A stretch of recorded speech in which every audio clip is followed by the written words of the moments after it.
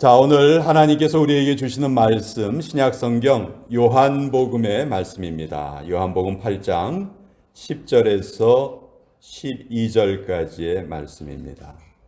요한복음 8장 10절로 12절까지의 말씀, 우리 하나님의 말씀을 한 목소리로 같이 읽도록 하겠습니다. 시작. 예수께서 일어나사 여자 외에 아무도 없는 것을 보시고 이르시되 여자여 너를 고발하던 그들이 어디 있느냐 너를 정죄한 자가 없느냐 대답하되 주여 없나이다. 예수께서 이르시되 나도 너를 정죄하지 아니하노니 가서 다시는 죄를 범하지 말라 하시니라. 예수께서 또 말씀하여 이르시되 나는 세상의 빛이니 나를 따르는 자는 어둠에 다니지 아니하고 생명의 빛을 얻으리라. 하나님의 말씀입니다. 아멘.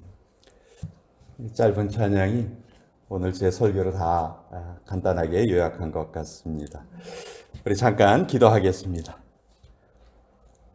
캄캄한 어둠 속에서도 한 줄기 빛이 사방을 밝혀주듯이 성령님께서 밝은 빛을 비춰주실 때 우리의 마음은 다시 살아나게 됩니다.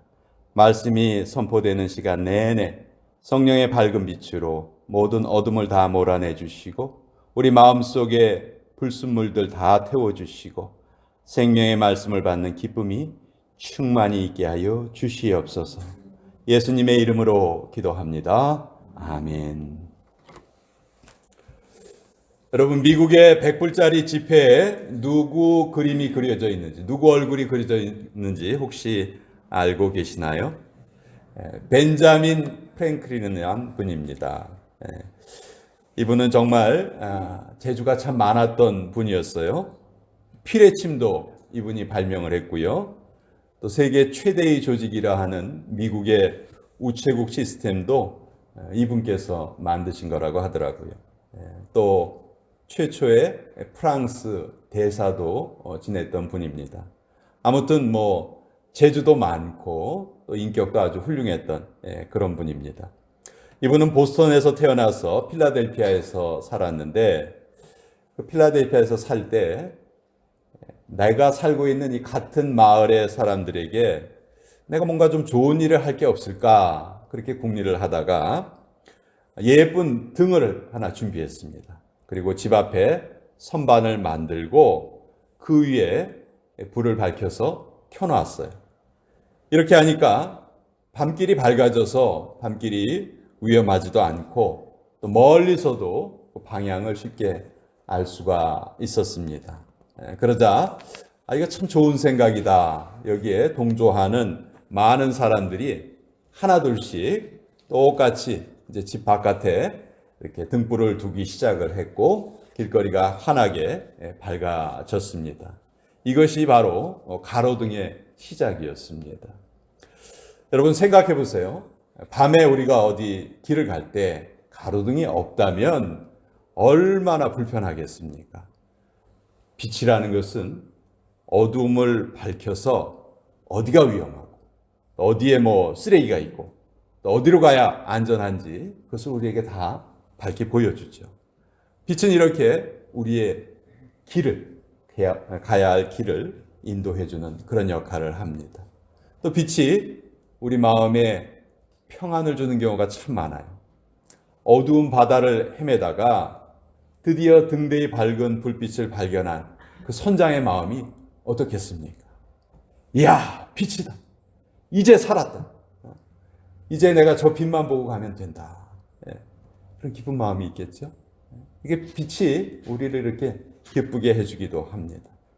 그래서 오늘 여러분과 함께 나누는 이 요한복음의 말씀이 우리에게 다시 한번 생명의 빛으로 다가오셔서 우리의 마음을 강력하게 비추어 주시기를 간절히 축원드립니다. 예수님께서 아주 놀라운 선언을 하셨어요. 나는 세상의 빛이다. 여러분, 예수님 말고는 이런 선언을 이 세상에서 당당하게 한 사람 아무도 없습니다. 오직 예수님께서 내가 빛이다 이렇게 선언을 하셨어요. 우리가 요한복음을 읽다 보면 예수님께서 나는 무엇이다 이렇게 선언을 하신 내용이 7번 나와요. 근데 우리 지난주에는 나는 생명의 떡이다 이 말씀 우리 한번 같이 상고해 봤죠. 오늘은 이제 나는 생명의 빛이다 이 말씀을 우리 같이 한번 나눠보려고 합니다. 자, 예수님이 7가지 선언을 하셨는데 대개 이 선언은 어떤 사건과 연관되어집니다. 어떤 사건이 일어난 후에 예수님께서 어떤 선언을 해주시는 거예요. 예를 들어서 오병이어로 5,000명을 먹이신 후에 예수님께서 하신 말씀이 나는 생명의 떡이다 이렇게 말씀하신 거예요. 또 죽은 나사로를 다시 살려주시고 예수님께서 나는 부활이요 생명이다 이렇게 말씀해 주셨어요. 그러니까 예수님의 선언은 각각 어떤 사건과 연관이 되어 있는데 오늘 나는 세상의 빛이다 이 말씀도 아주 유명한 사건과 연관이 되어 있어요. 어떤 사건인가? 간음하다 현장에서 붙들린 여인에 관한 이야기예요. 요한복음 8장 앞부분에는 서기관들하고 바리새인들이 음행 중에 잡힌 한 여인을 끌고서 예수님 앞으로 데리고 옵니다. 그리고 예수님께 이렇게 묻죠. 선생님, 이 여자가 간음을 하다 현장에서 잡혔습니다. 모세의 율법을 보면 이런 여자는 돌로 쳐서 죽이라고 했습니다. 선생님께서는 어떻게 말씀하시겠습니까? 이렇게 예수님에게 물어봤어요. 그때 예수님께서 어떤 대답을 하셨죠? 너희 중에 누구든지 죄 없는 자가 먼저 돌을 들어서 이 여자에게 돌을 던져라. 예수님께서 이렇게 말씀하시니까 그 모인 사람들이 모두 다 양심의 가책을 받게 됐죠. 그래서 나이 많은 자로부터 시작해서 하나씩 둘씩 다 그 자리를 떠났다. 그것이 이제 우리가 알고 있는 그 내용이에요. 그리고 나서 예수님께서 나는 세상의 빛이다 이렇게 선언을 하신 거예요. 그런데 이 간음한 여인의 사건과 빛이라는 이 예수님의 선언을 연관짓는 게 조금 쉽지가 않아요. 아까 우리가 살펴본 것처럼 오병이어로 사람들을 먹이신 후에 나는 생명의 떡이다. 또 나사로를 살리신 후에 나는 부활이다. 이건 우리가 쉽게 연관지어서 이해를 할 수가 있어요. 근데 간음한 여인의 사건 이후에 나는 세상의 빛이다 이렇게 말씀하셨거든요. 우리가 어떻게 연관을 지을 수 있을까? 저는 오늘 그것을 여러분과 함께 나눠보려고 합니다.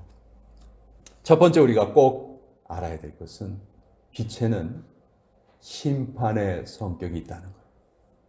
빛은 심판을 의미하기도 합니다. 여러분, 정직하고 또 진실을 좋아하고 그런 사람은요, 밝은 거 좋아해요. 빛도 좋아해요. 그렇지만 거짓이 많은 자는 빛을 멀리하게 되죠. 도둑이 밝은 것과 어두운 것, 둘 중에 뭘 더 좋아합니까? 우리가 그걸 보면 쉽게 알 수 있죠. 빛보다 어둠을 더 좋아합니다. 그래서 빛에는 심판의 성격이 담겨져 있는 거예요. 살아있는 모든 생명은 빛을 통해서 자라나고 또 열매를 풍성히 맺습니다. 그렇지만 죽어있는 생명은 어떻죠? 죽어있는 생명은 빛을 받으면요, 아예 말라 비틀어져 버리고 말아요. 빛이 생명을 주기보다는 오히려 빛 때문에 죽어버립니다. 이 세상에 있는 모든 사람들이요, 딱 둘로 나눠져요. 빛을 피하는 사람들, 혹은 빛 앞에 머물고 있는 사람들. 딱 이 두 종류밖에 없습니다. 서기관들과 바리새인들이 예수님께서 죄 없는 자가 돌로 쳐라 이렇게 말씀하시니까 어떻게 했어요? 제일 먼저 걸음아 나 살려라 하고 그 자리를 떠났습니다. 빛에는 심판의 성격이 있기 때문이죠. 어두움은 빛을 이길 수 없는 거예요. 자기들의 감춰진 죄가 너무 많기 때문에 참 빛이신 예수님 앞에 머물 수가 없었던 거죠. 그래서 서기관들과 바리새인들은 황급히 그 자리를 피하게 됩니다. 그렇지만 그 빛 앞에 계속 머물러 있었던 그 사람, 바로 가늠하다 현장에서 잡힌 여인이죠. 그 여인은 어떻게 됐어요? 그 여인은 은혜를 받습니다. 예수님을 통해서 죄사함을 받았어요. 예수님 앞에 머물렀기 때문에, 참 빛이신 예수님 앞에 있었기 때문에 은혜를 받고 죄사함을 받은 거죠. 저는 바로 이것이 예수님께서 이 가늠한 여인의 사건 이후에 나는 세상의 빛이다 이렇게 선언하신 이유라고 생각을 합니다. 우리는 늘 빛 앞에 머물러 있어야 한다는 것을 예수님께서 알려주시려 하신 거예요. 여러분, 우울증에 빠진 사람들은요, 아예 집 바깥으로 나오려고 하질 않습니다. 어둠의 세력에 그냥 갇혀버려요. 그래서 우울증을 해결하는 많은 방법 중에 하나가 햇빛을 많이 쬐이게 하는 거라고 해요. 커튼을 활짝 열고요, 방 안에 아주 밝은 빛이 들어오게 하고, 아침부터 저녁까지 빛을 많이 볼 수 있도록 하면은 우리 몸속에 멜라토닌이라는 호르몬이 많이 생긴대요. 그러면 그 멜라토닌이라는 호르몬이 우리 우울증을 다 치료해 준다는 거죠. 자, 이처럼 우리는 늘 영적인 빛 앞에 우리 머물러 있어야 하는데 어떻게 그럴 수 있을까? 예수님께서는 그 방법도 알려주셨어요. 우리가 오늘 읽은 12절 9절에 보면 나를 따르는 자는 빛을 얻는다. 예수님께서 그렇게 말씀하셨거든요. 그러니까 우리가 빛 앞에 머물러 있고 빛의 은혜를 받기 위해서는 예수님을 따라야 돼. 따른다는 말이 뭘까? 우리 너무도 잘 알고 있죠. 예수님께 절대적으로 순종하는 거예요. 이 따른다는 말은 사실 여러 가지 의미가 있어요. 군대에서 따른다는 말을 쓸 때에는 지휘관의 명령에 복종하는 거예요. 그렇죠? 또 주인하고 종 사이에 종이 주인을 따른다는 말을 쓰기도 하는데, 여러분 생각해 보세요. 노예가 주인의 말에 따를 때 어떤 이유가 있습니까? 전후 사정을 잘 따져보고 자기가 납득이 되면 따르고 납득이 안 되면 안 따르고. 노예가 그렇습니까? 그렇지가 않죠. 종은 무조건 주인을 따르는 거예요. 이유도 모르겠고 납득도 되지 않지만 주인을 따르는 것이 그게 종이죠. 또 우리가 다른 사람의 충고를 받아들일 때도 따른다 하는 말을 써요. 우리가 충고나 조언을 억지로 받아들이지 않습니다. 억지로 받아들이면 우리 마음이 움직이질 않아요. 그렇죠? 우리가 스스로 자발적으로 받아들여야지만 우리가 그 말을 따르게 되는 것이죠. 또 제자가 스승의 가르침을 받을 때에도 스승을 따른다, 그런 말을 씁니다. 여기서 따른다는 말은 스승을 배운다는 말이고 스승의 삶의 자세를 본받는다 하는 그런 뜻이겠죠. 자, 따른다는 말은 이렇게 여러 가지 경우에 쓰여요. 그렇지만 공통적인 것은 뭐냐면 복종한다는 거예요. 나의 뜻과 맞지 않는다 할지라도 그것에 복종한다는 것이죠. 그러니까 우리가 예수님께서 주시는 생명의 빛을 얻기 위해서도 어떻게 해야 되느냐? 예수님의 말씀에 절대적으로 복종해야 한다는 것이죠. 우리 뜻대로 사는 삶. 성경에서 이것을 소견대로 사는 삶이라고 하죠. 자기 소견에 옳은 대로 살았더라. 이런 삶에서 이제는 예수님 소견에 옳은 대로 살았더라. 이렇게 우리가 바뀌어야 된다는 것이죠. 그것만이 우리가 영적으로 살 수 있는 길이라는 거예요. 그래서 고린도후서 10장 6절에 보면 너희의 복종이 온전히 될 때에 모든 복종하지 않는 것을 벌하려고 준비하는 중에 있노라. 복종하지 않는 것은 벌을 받는다. 성경은 분명히 말씀하고 있습니다. 예수님께서는 내가 세상의 빛이다 이렇게 선언하셨는데 여기서 세상이라는 것은 인류 전체를 다 말하는 거예요. 유대인만 위한 것이 아니고 온 인류를 위해서 예수님이 이 땅에 오셨다는 것이죠. 하나님께서 이 천지 만물을 창조하실 때 두 가지를 사용하셨어요. 첫 번째는 말씀으로 빛을 지으셨죠. 그렇죠? 그리고 그 빛을 지으신 후에 다른 천지 만물이 지어지게 됩니다. 그러니까 빛이 창조의 시작이었어요. 그렇죠? 빛을 만드신 후에 6일 동안 모든 만물을 지으신 거죠. 왜 창조의 핵심에 빛이 있을까? 빛이 바로 생명이기 때문에 그렇죠. 저는 이렇게 목회 활동을 하면서 왜 나는 이렇게 잘 안 변할까? 왜 사람들이 이렇게 변하지 않을까? 이런 생각을 좀 많이 했어요. 뭐 여러 가지 이유가 있겠지만 우리가 내 스스로 빛을 낼 수 있다고 착각하는 것이 아닐까? 그래서 우리가 변하지 않는 것이 아닐까? 그렇게 생각을 해봤습니다.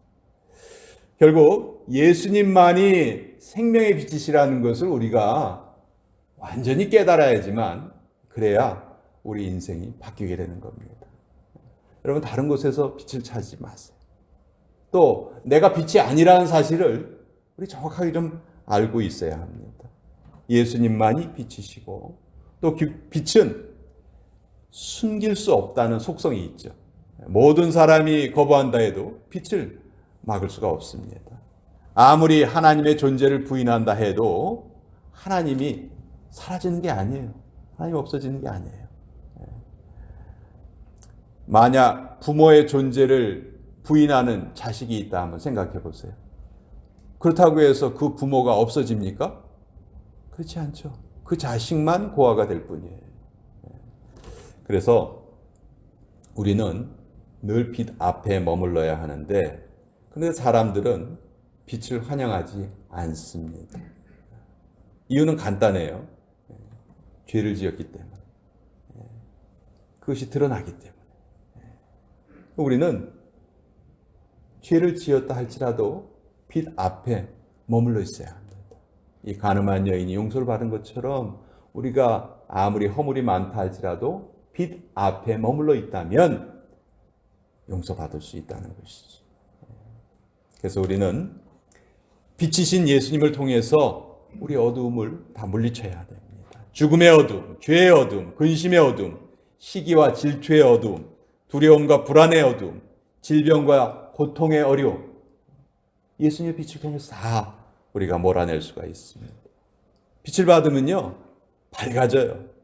가정이 밝아지고 우리 영혼이 밝아지고 마음이 밝아지고 세상이 밝아지고 또 빛을 받으면 예뻐져요.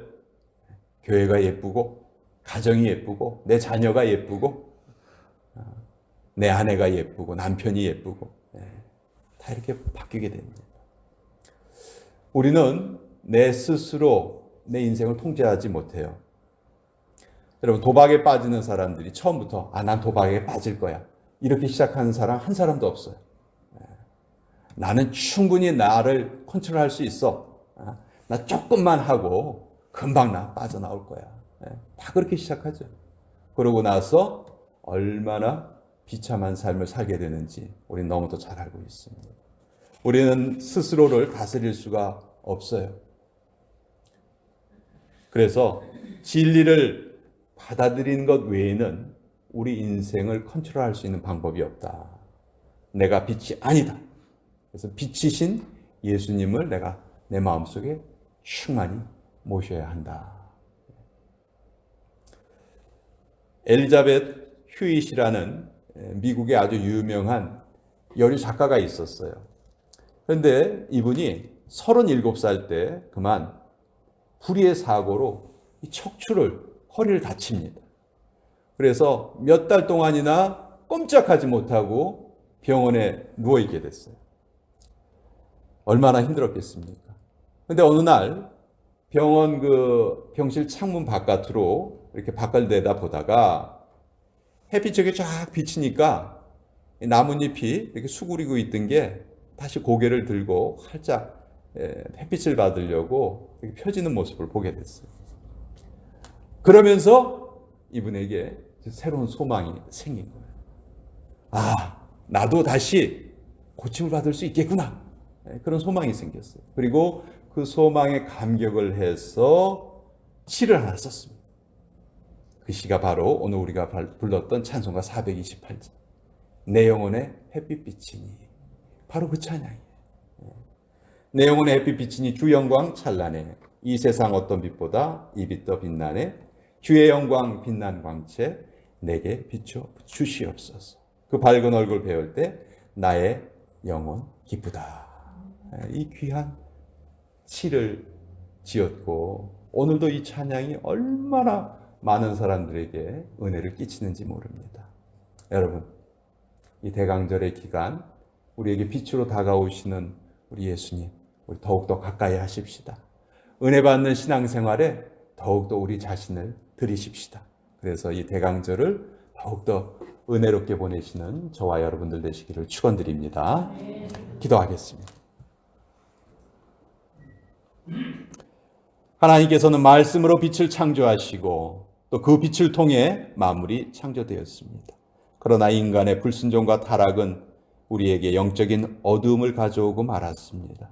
그런 인간들을 불쌍히 여기시고 하나밖에 없는 아들 예수님을 다시 이 세상의 생명의 빛으로 보내주셨음을 감사드립니다. 빛은 생명의 근원이요 우리가 빛에 머물면 은혜를 받고 빛을 거부하면 재앙에 머무를 뿐입니다. 예수님께서 우리의 마음을 환하게 비춰주시는 그 은혜를 늘 사모하고 간구하는 저희들 되게 하여 주시옵소서. 예수님의 이름으로 기도합니다. 아멘. 이 시간 찬송가 216장 4절 우리 같이 찬양 부르시면서 주님께 예물을 드리도록 하겠습니다.